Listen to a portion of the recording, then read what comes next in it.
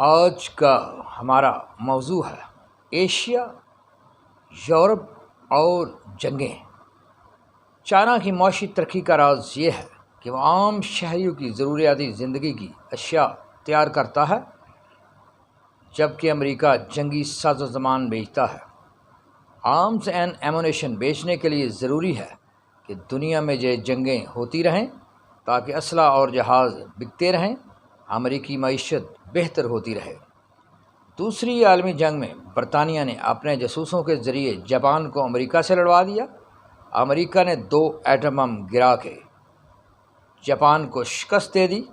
German کو Soviet union سے لڑا دیا۔ جرمنی کو سوویت یونین نے شکست دے دی۔ بعد ازاں سوویت یونین کو افغانستان سے لڑوا دیا۔ سوویت یونین کو مسلمانوں، یہودیوں اور عیسائیوں نے مل کر شکست دے دی۔ شکست کے نتیجہ میں سوویت یونین سے 15 ممالک الیکشن کے ذریعے سے آزاد ہو گئے۔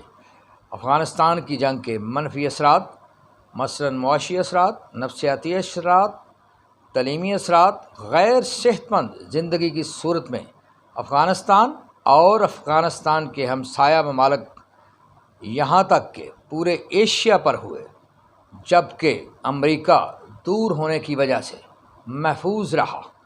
اب امریکہ نے یوکرین کو روس سے لڑوا دیا ہے۔ یوکرین عیسائیوں کا ملک ہے، لیکن اس کے صدر یہودی ولادیمیر زیلنسکی ہیں۔ ایسے ہی امریکہ نے یہودی ملک اسرائیل کو فلسطینی مسلمانوں جیسا کہ ایران، یمن اور لبنان سے لڑوا دیا ہے۔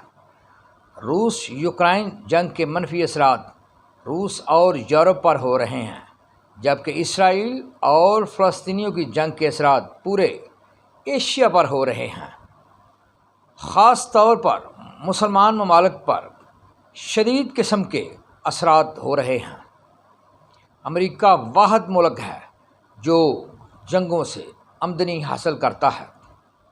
امریکہ کے علاوہ کینیڈا، آسٹریلیا اور چائنا بھی جنگی اثرات سے محفوظ ہیں۔ اسی وجہ سے ان ممالک کی معیشت تیزی سے ترقی کر رہی ہے۔ پاکستان جب سے وجود میں آیا ہے حالت جنگ میں ہے۔